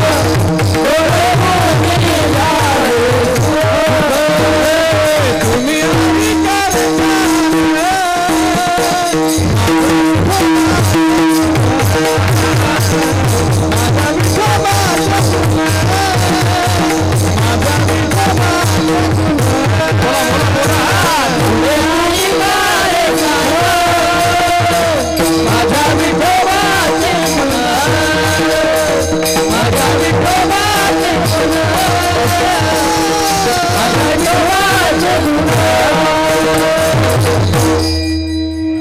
रे तुम्ही ऐका रे कान, माझ्या विठोबाचे. कानालाही तुकोबराने उपदेश केलाय, बाबांनो ऐका. तुम्हाला गुणच ऐकायचे आहेत ना, सगळ्या गुणांचे खान असणारा. ऐका यशस्वी अवतारी, ज्ञान वैराग्य 6ही गुणवर्य असा गुणांचा राजा असणारा परमात्मा, त्याचे गुण तुम्ही ऐका. सोपं अगदी सांगतो. जुन्या काळामध्ये घराघरामध्ये त्या महात्मा गांधींचं एक कॅलेंडर असायचं, गांधीजींचं कॅलेंडर असायचं. तर गुजरातमध्ये आहोत आणि गांधीचं नाव घ्यायचं नाही, त्यांचा विचार करायचा नाही, मग कसं चालेल? गांधींचं कॅलेंडर घराघरात असायचं. आता कॅलेंडर गेली गांधीची, चांगल्या विचाराची होती, तो विचार घेतला पाहिजे. त्या कॅलेंडरमध्ये 3 माकडं असायची. 3 माकडं असायची. पहिल्या माकडानं तोंडावर हात ठेवला आहे, दुसऱ्या माकडानं डोळ्यावर हात ठेवला आहे आणि तिसऱ्यानं कानावर. आलं लक्षात? जुन्या काळातली ही कॅलेंडर माकडं आता आहेत, पण व्हॉट्सअपमध्ये आहेत ती बदलून आली जरा थोडं. त्यांनी पदवी पुढं घेतली. म्हटले कुठंपर्यंत भिंतीत राहायचं, हातात जाऊ आपण. प्रत्येकाच्या मोबाईलमध्ये आहेत बघा ती. 3 माकडं. पहिल्या माकडाने तोंडावर हात ठेवलाय, तोंडावर हात ठेवला. ते सांगतं बुरा मत कहो. ते माकड सांगतंय बुरा मत कहो. त्याला प्रश्न विचारला, फिर क्या कहो, काय बोलायचं? अभंगाचं पहिलं चरण, घेई घेई माझे वाचे, गोड नाम विठोबाचे, देवाचं गोड नाव घे. दुसरं माकड आहे ज्याने डोळ्यावर हात ठेवलाय, बुरा मत देखो. त्याला प्रश्न विचारावा, फिर क्या देखो, तुम्ही डोळे घ्या रे सुख, पहा विठोबाचे मुख. तिसरं माकड कानावर हात ठेवलाय, बुरा मत सुनो सुनो, फिर क्या सुनो, तुम्ही ऐका रे कान, माझ्या विठोबाचे गुण. महाराज, पण हे सगळे इंद्रिय कर्मेंद्रिय आहेत. या सगळ्यांचा मुख्य बॉस अध्यक्ष त्याचं काय? मनात येथे धाव घेई, राहे विठोबाचे पायी. मन हे सगळ्या इंद्रियाचा अध्यक्ष आहे ना. तुकोबर आहे त्या मनाला सुद्धा सांगतात, ए बाबा जा त्या पांडुरंगाच्या जवळ, त्याच्या पायाजवळ राहा. जसं मनाला सांगितलंय तसं जीवालाही उपदेश केलाय. तुका म्हणे, जीवा नको सोडू या केशवा, या केशवाला तू सोडू नको. तुकोबरायांनी प्रत्येक इंद्रियाला उपदेश केला. अर्थात त्याचा स्वभाव न बदलता, फक्त विषय बदलला. विषय न देता देव विषय देण्याचा प्रयत्न तुकोबरायांनी केला. का प्रयत्न केला? अजून एक थोडासा अभंगातला चिंतनाचा विषय सांगून मी आपली सेवा संपवणार आहे. एकदा सगळ्यांनी मोठ्या प्रेमानं भगवंताचं भजन करूया. खूप सुंदर बसलाय तुम्ही.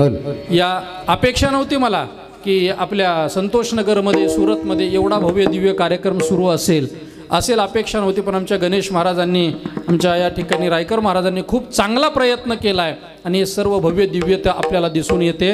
सगळ्यांना विनंती आहे, सगळ्यांना, कुणी मागं राहायचं नाही आहे, हात वरती करायचे, छान पांडुरंगाचं भजन करायचं. छान महिला मात्र मंडळी, तुम्ही सुद्धा 50% आरक्षण मागून घेतलंय, मागं सरकायचं नाही आहे. हां, तुम्ही सुद्धा बसलेले इकडं आजा माऊल्यात आहे, सगळे सगळे सगळे भजन करायचं, भजन करायचंय. विठोबा रखुमा नका करू हात,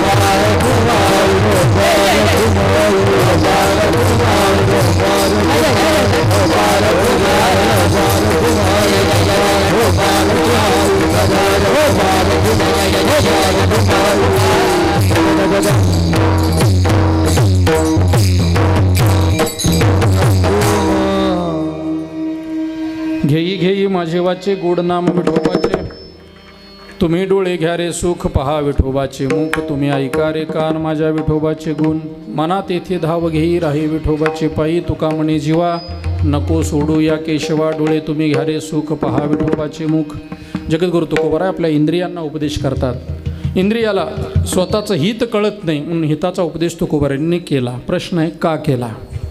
का केला असेल? कारण इंद्रियाची उत्पत्ती ही भगवत प्राप्तीसाठी झालेली आहे म्हणून. इंद्रियांनी जर भगवंताच्या प्राप्तीकरता लागणारं साधनच नाही केलं तर त्याच्या उत्पत्तीला काहीच किंमत राहणार नाही. म्हणून तुकोबारायांनी इंद्रियाला उपदेश केला आहे. का इंद्रिय आपल्याला दिली देवानी? स्वर दिली इंद्रिय हात पाय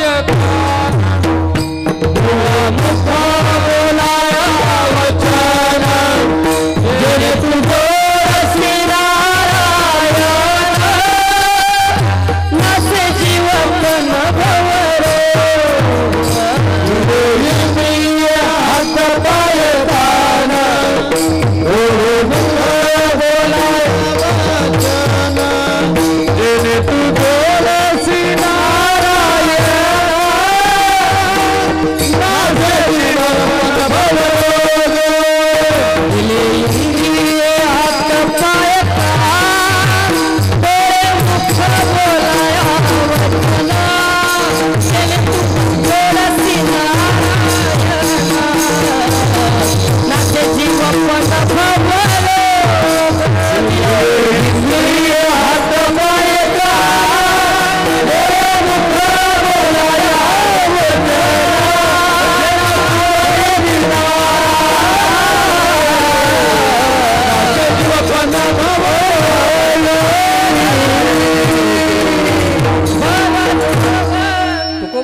देवानं इंद्रिय दिलेत, पण कशासाठी दिली इंद्रिय? हात पाय कान डोळे मुख बोलाया वचन, जेणे तू जोडसी नारायण.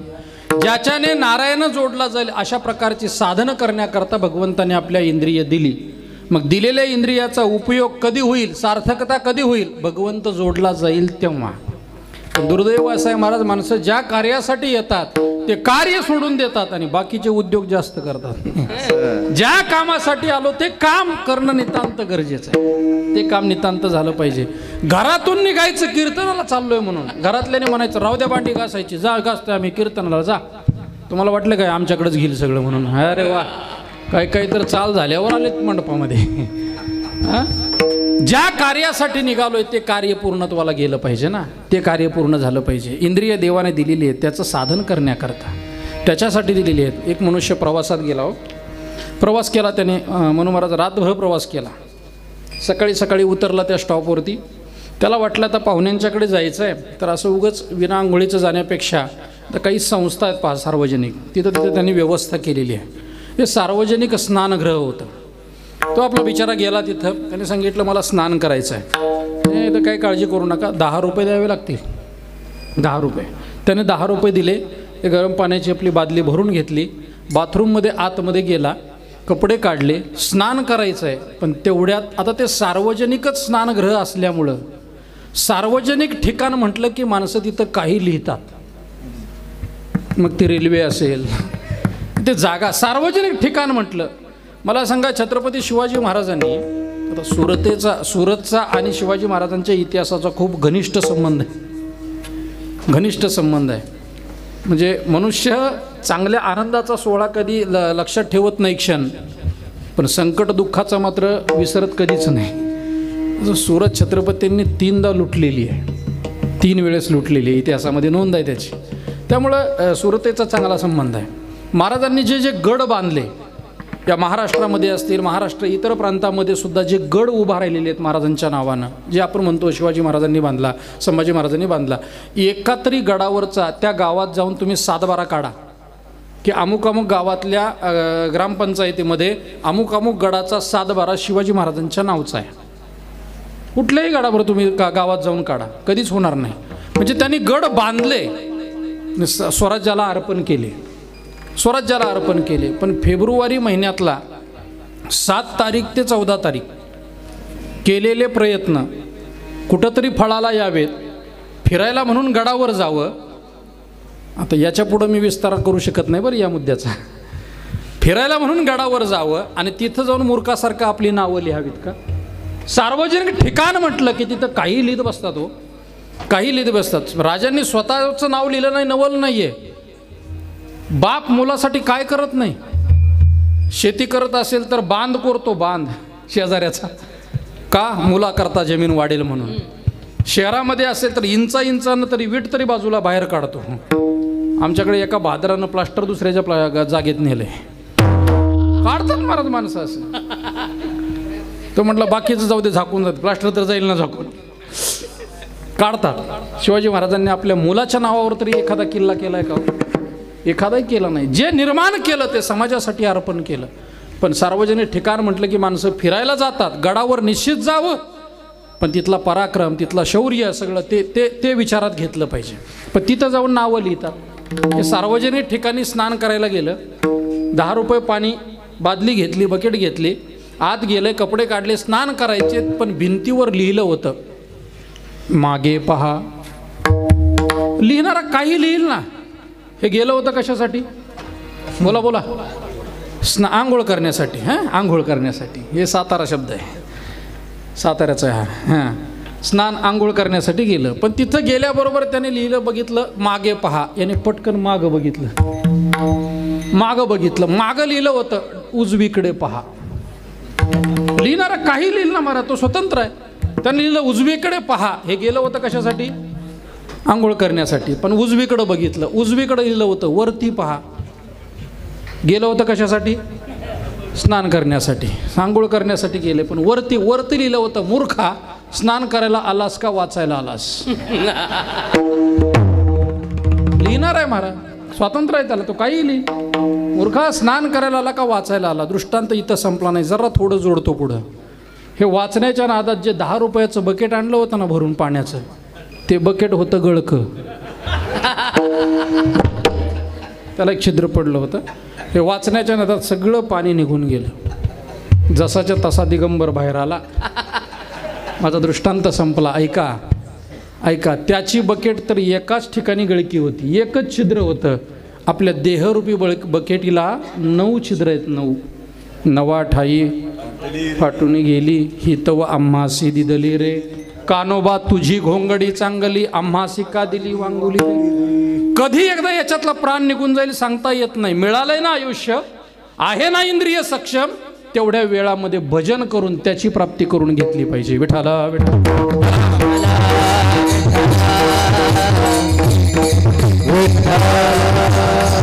म्हणून हे इंद्रिय भगवंताकडे गेली पाहिजे. देवाचं स्मरण, देवाचं भजन त्या इंद्रियांनी केलं पाहिजे. एक मुद्दा सांगून जाईल, इंद्रियांनी भगवंताकडे गेलं पाहिजे. आपण इंद्रियाला शिकवलं, इंद्रिय ऐकतात. एक मुद्दा आहे, आपण शिकवलं तर इंद्रिय ऐकतात, आणि शिकवण्याचा प्रयत्न कितीही करा ऐकत पण नाहीत, ऐकत नाहीयेत. वाचा वदे परी, या इंद्रियाच्या अधीन तुकोबराय सांगतात, इंद्रिय अधीन झालो देवा. किती सांगितलं इंद्रियाला पण तरी सुद्धा ऐकत नाही. ऐकत नाही म्हणून सोडून द्यायचं का? सांगायचं नाही का? नाही नाही, पुन्हा पुन्हा पुन्हा पुन्हा सांगावं लागतं. एक दिवस ऐकल्याशिवाय राहत नाही. की इंद्रियावरती आम्ही पूर्ण ताबा मिळवला. काम क्रोध बंदी खाणी तुका म्हणे दिले दोन्ही, इंद्रियाचे धनी आम्ही झालो गोसावी. मग आम्ही त्याचे मालक झालो. सगळे विकार आम्ही सांडले. पण पहिल्यांदा प्रयत्न करावा लागेल ना. साधना करत असताना प्रयत्न करावा लागेल. प्रयत्नाची पराकाष्ठा करावी लागेल. नाही ऐकत, पुन्हा पुन्हा पुन्हा पुन्हा सांगावं लागेल. ग्राम्य भाषेतला दृष्टांत आहे पण लक्षात येईल आपल्याला. जुन्या शेतकरी वर्गाकडे पाणी शेती करता उपलब्धी म्हणून विहीर असायची. प्रत्येक शेतकऱ्याकडे विहीर असायची. एका शेतकऱ्याची विहीर पडकी, जुनी झाली, ती पडली, ढासळली, पाणी वगैरे काही मिळेना गेलं तिच्यातून, पण तशीच ती विहीर पडलेली होती. शेतकऱ्याकडे असणारा एक म्हातारा झालेला जुना तो बैल, त्याला काही रात्री लक्षात आलं नाही. रात्री तो सुटला दावणीचा, दिसलं नाही त्याला विहीर आहे म्हणून तो बैल त्या विहिरीत पडला. जुना काळ होता. शेतकरी जनावरावर खूप प्रेम करायचा जुन्या काळामध्ये. म्हणजे घरामध्ये असलेल्या जनावराला तो आपला सदस्य मानायचा, एवढं प्रेम करायचा. मला वाटतं हल्लीच्या मुलांनी एवढा जरी विचार केला, राहू द्या जनावरं बाजूला, पण आपले आईबाप हे आपल्या घरातले कुणीतरी करते धरते आपले आहेत म्हणून जरी सांभाळले, नाही काही जास्त काम करणार पण कुलुपाचं तरी करतील ना.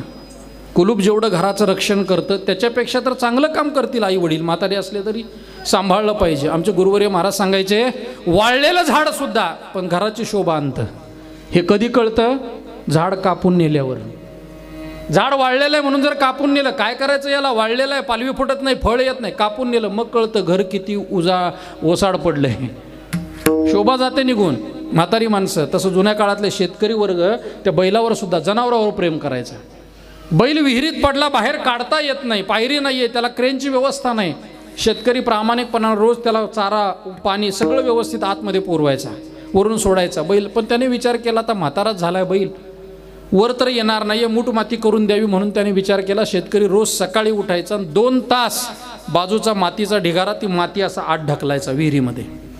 माती अंगावर पडली की तो बैल अंग झाडायचा. अंग झाडणं असतं ना, असं तो बैल अंग झाडायचा. माती अंगावर पडली की बैल अंग झाडायचा. 2 तास रोज नित्य नियमानं तो शेतकरी नित्य नियम करायचा. उठला सकाळी की 2 तास ती माती वरची आतमध्ये ढकलायची, आतमध्ये टाकायची. माती अंगावर पडली की बैलाने अंग झाडायचं. बघता काय, महिनाभर शेतकऱ्याचा नियम चालू होता. शेतकरी वरून माती टाकत होता, माती अंगावर पडली की बैल अंग झाडत होता. गंमत अशी झाली, महिल्यानं विहीर मुजली आणि बैल बाहेर आला. नाही कळलं? विहीर बुजली आणि बैल बाहेर आला. का? कारण अंग झाडलं. नाखंड हरिनाम सप्ताह म्हणजे अंग झाडणी आहे. ज्ञानेश्वरी पारायण अंग झाडणी आहे. 2 तास कीर्तन अंग झाडणी आहे. आपल्या व्यस्त जीवनातून थोडं थोडं अंग झाडलं तर परमार्थामध्ये जी इंद्रिय येत नाही त्यांना आवड लागेल, त्यांना आवड लागेल. नाही पारायणामध्ये पहिल्यांदा महाराज, आता गणेश महाराज सुंदर पारायण करत आहेत. कौतुक मला वाटलं, खूप मोठे महाराष्ट्रातले नामवंत कीर्तनकार आहेत ते. काल त्यांचं कीर्तन आपण ऐकलंय. खूप मोठे सुंदर रामकथा करतात, पण इथं ज्ञानेश्वरी पारायण करतात केवळ आमच्या गणेश महाराजांच्या प्रेमाखातर. काय गणेश गणेश सगळे, आज 3 गणेश एकत्र आहेत इथं. खाली बसले तर अजून कोणीतरी गणेश असेलच. पारायणाला पहिल्यांदा आवड निर्माण होत नाही, ते वाचतात आपल्याला कळत नाही, पण एकदा त्याची गोडी लागली ना इंद्रियाला परत ये म्हटलं तरी येत नाही. पडिले वळण इंद्रिया सकळा, ठावतो निराळा भेटेची ना पांडुरंग, ध्यानी पांडुरंग मनी, जागृती स्वप्नी पांडुरंग. इंद्रियाला पहिल्यांदा करावं असं वाटत नाही, कोणतीच क्रिया करावीशी वाटत नाही, भक्तीची तर कधीच करावं वाटत नाही. पण एकदा का आवड निर्माण झाली तर, आता आमच्या आळंदीमध्ये असणारे महाराज मंडळी छोटे छोटे, उद्याचं भविष्य आहे. आज मी इथं उभा आहे, उद्या ते इथं उभे असतील. परमार्थामध्ये येत असताना प्रारंभीच्या काळामध्ये त्यांनाही आवडत नाही, पहाटे उठायचं, दागिनता वाजवायचा. राहते महाराज उठवतात त्यांना, गुरुजी उठवतात, बसवतात, त्यांना वाटत नाही अरे बाबा ते गावाकडे गेलेलं बरं आहे असं पहिल्यांदा वाटतं, 2-5 वर्ष वाटतं. पण त्या कलेबद्दल एकदा का गोडी निर्माण झाली, पुन्हा घरात त्याची आई म्हणते अरे बाळा ताईचं लग्न नाही आहे ना, ते म्हणते घे करून. नाही जात महाराज, नाही जात, आवड निर्माण होते. तसं परमार्थामध्ये इंद्रिय पहिल्यांदा जात नाही, म्हणून तुकोबाराय त्या इंद्रियाला उपदेश करतात. घेई घेई माझे वाचे गोड नाम विठोबाचे. पण समीकरण इतकं गोड मांडलंय, फक्त 2 मिनिट घेतो अजून आपले, खूप गोड मांडलंय. अभंग अतिशय गोड आहे, सगळ्यांच्या जवळजवळ भजन करणाऱ्या मंडळींच्या पाठातला अभंग. या अभंगामध्ये तुकोबारायांनी माझे आणि तुझे असं तुमचं आणि माझं हे 2 समीकरणं इंद्रियाला वापरलेली आहेत. पहिल्या चरणामध्ये तुकोबाराय इंद्रियाला माझे म्हणतात. घेई घेई माझे वाचे, माझं म्हटलं माझा मुलगा आणि शेजाऱ्याचा मुलगा, असं लांब अंतर होतं की नाही. बाजारातून मी खायला जर चांगलं काय ते पहिल्यांदा माझ्या मुलाला, माझा मुलगा जवळच आहे. तसं तुकोबाराय सांगतात परमार्थाच्या प्रारंभी इंद्रिय माझी वाटतात, जवळची वाटतात, म्हणून घेई घेई माझे वाचे. देवाबद्दलचा विषयच काढला नाही, पण ज्या वेळेला ही वाचा देवाचं भजन करू लागते त्यावेळेला मात्र इंद्रिय माझी नाहीत हे कळतं आणि मग भाषा बदलते. तुम्ही डोळे घ्या रे सुख, इंद्रिय लांब गेली, माझ्यापासून लांब गेली, तुम्ही लांब गेली. ती विठोबा माझा नाही झाला अजून, देव तसाच आहे. पहिल्या चरणामध्ये इंद्रियाला माझं म्हटलंय, दुसऱ्या चरणामध्ये इंद्रिय तुम्ही झाली, तिसऱ्या चरणात खूप मोठी गंमत आहे. तिसऱ्या चरणात तुम्ही ऐका रे कान माझ्या विठोबाची गुण. इंद्रिय जसजशी देवाकडे जातील तसतसं इंद्रिय तुम्ही झाली आणि देव माझा झाला, माझ्या विठोबाचे गुण. तो इतका जवळ आला की मनाला सांगावं लागलं, मना तेथे धाव घेई राहे विठोबाचे पायी. विठोबाच्या पायाजवळ राहा. जीवाला तुकोबाराय सांगतात, तुका म्हणे जीवा नको सोडू या. या हे सर्वनाम अत्यंत निकटवर्ती आहे.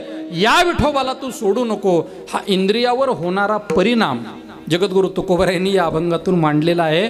पहिल्यांदा आपल्याला जसं मुलगी एखादी लग्न झाल्यानंतर सासरी आल्यावर ती माहेरचाच अनुभव सांगते, आमच्या वडिलांना अमुक अमुक असं असं आवडतं, ती माहेरचं सांगते. नंतर ती मुलगी अगदी 2-3 वर्ष रुळडी सासरमध्ये माहेरी गेली, मग दोन्हीकडलं असतं तिचं, यांना असं आवडतं, यांना तसं आवडतं, आपल्याला असं आवडतं. पण ज्या वेळेला 20-25 वर्षामध्ये ती काही जबाबदारी तिला घरामधली येते त्यावेळेला ती सर्वस्वानी सर्वस्व सासरचंच सांगते. अगदी त्या पद्धतीनं इंद्रिय सुरुवातीला देवाकडे जात नाही, पण प्रयत्न करावा. एकदा का प्रयत्न केला की इंद्रियाला सवय लागते आणि मग जगद्गुरु तुकोबाराय सांगतात, जी वाचा जी वाणी देवाचं नाव घेत नव्हती आज माझी मज झाली, अनावर वाचा छंद या नामाचा घेतलास. ही अवस्था प्राप्त होते. जे डोळे देवाकडे जातच नव्हते, पण तुका म्हणे डोळा विठू बैसला सावळा, हा परिणाम त्या डोळ्याच्या रूपामध्ये दिसून येतो. तो डोळे पुन्हा दुसरीकडे जात नाही. तसं मन सुद्धा धावतंय, पळतंय. कशासाठी? मनाचा स्वभाव धावणं, खूप धावतंय मन, इतकं मन धावतंय महाराज, थांबतच नाहीये. त्या मनाला प्रश्न विचारला महाराजांनी, अरे धावतोय तू पण कशासाठी, का धावतोयस? त्याचं उत्तर मनाने दिलं, मला कुठंतरी जाऊन थांबायचं आहे. सोपं उदाहरण देतो आपल्याला. धावणं धावण्यासाठी नसतं दादा, धावणं थांबण्यासाठी असतं. पुण्यातून आम्ही निघालो पण सुरतला थांबायचं आहे म्हणूनच ना. सुरतला थांबणंच नसतं तर पुण्यातून धावणं झालंच नसतं. धावणं हे धावण्यासाठी नाही, धावणं कुठंतरी जाऊन थांबण्यासाठी आहे. विनोदाने सांगत असतो, आमच्या पुण्याच्या गाडी ओळखायची खूण काय? पुणे जिल्ह्यातली गाडी ओळखायची खूण काय? MH 12, 14, 16 नगरचं आहे. हो नगरचं आहे. पुण्याचं सांगा बरं. महाराष्ट्राचं, हां महाराष्ट्राचं MH असं धरा. म्हणजे आता जरा समीकरण जुळेल मग उगा भांडत बसण्यापेक्षा 1 पासून 50 पर्यंत कशाला. महाराष्ट्राची गाडी ओळखायची असेल तर MH, बरोबर आहे ना. सोपं उदाहरण देतो, काही गरज नाही MH बघण्याची. ज्या गाडीला मागून पुढून उजव्या बाजूने डाव्या बाजूने दबलंय, ठोकलंय, घासलंय, समजायचंय का पळत्यातच तेवढ्या गाड्याच तेवढ्या पळतात महाराज. इथं 85 रुपये, तिथं 95 आहे, तरी पळतायत महाराज. इतक्या पळतायत गाड्या. का? हे पळण्यासाठी नाही, कुठंतरी थांबण्यासाठी. शेवट कुठंतरी थांबलं पाहिजे, मनानं स्थिरावलं पाहिजे. म्हणून तुकोबाराय मनाला सुद्धा सांगतात, तुला विश्रांती फक्त आणि फक्त देवाच्या चरणाजवळ आहे, फक्त देवाच्या चरणाजवळ. एक मनुष्याच्या घरात चोरी झाली. रात्रीच्या वेळेला चोरी झाली. चोर सगळे घेऊन गेले. बिचारा सावकार होता. सावकार म्हणजे लक्षात आलं आपल्याला आता, सावकार होता, त्यामुळे त्याचं धनावर जास्त प्रेम होतं. चोर शोधले, पोलिसांनी प्रयत्न केला, पण चोर काही सापडले नाही. भाग्यवान चोर कधीच सापडत नसतात. दुर्दैव चोर सापडतात, भाग्यवान सापडत नाही. चोर काही सापडेना गेला. याला वेड लागायची पाळी आली. सरते शेवटी हा जाऊन स्मशानात बसला. गावाच्या बाहेर असणारं स्मशान, त्या स्मशानात बसला. मित्रांनी सांगितलं, अरे जाऊ दे ना, गेलं तर पैसाच गेलाय ना, जीवन तर कुठं गेलंय, पुन्हा कमवू. तो म्हणला अजिबात नाही, इथंच बसणार. अरे पण इथं बसून काही मिळणार आहे का तुला परत? तो म्हणला, चोर कुठं जरी गेले तर शेवटी कुठं येतील, शेवटी जाळायला इथंच येतील ना. तसं मन कितीही धावलं तरी शेवटी त्याची विश्रांती देवाच्या चरणाजवळ आहे. तुकोबाराय मनाला सांगतात, बाबा देवाच्या चरणाची संगती करा. तसं जीवालाही महाराजांनी उपदेश केलेला आहे, जीवानं देवाची शरणागती केली पाहिजे. अर्थात हे सगळं करण्याकरता त्यानं भक्तीचा, नामस्मरणाचा आश्रय करावा. जे नामचिंतन या अखंड हरिनाम सप्ताहाच्या रूपानं आपण करत आहात. 24 वर्ष पूर्णत्वाला जात आहेत. भाग्यवान आहात आपण. खूप मोठी परंपरा लाभलेली आहे. ज्यांनी सुरुवात केली या सुरतमध्ये, त्यांच्या चरणावर आपण दंडवत घालूया. सेवा भगवंताच्या ज्ञानोबारांच्या चरणी समर्पित करू. सेवेला उपस्थित असणारे आमचे सर्व आळंदीकर महाराज मंडळी, खानदेशमध्ये असणारे आमचे गुरुबंधू मंडळी, मृदंगवादक, गायनाचार्य, संगीत विशारद, सर्व मंडळींना धन्यवाद देतो. आणि ही झालेली सेवा भगवंताच्या चरणी याच ठिकाणी अर्पण करतो. ज्ञानेश्वर माऊली, ज्ञानराज माऊली, ज्ञानेश्वर माऊली, ज्ञानराज माऊली, ज्ञानेश्वर माऊली, ज्ञानराज माऊली.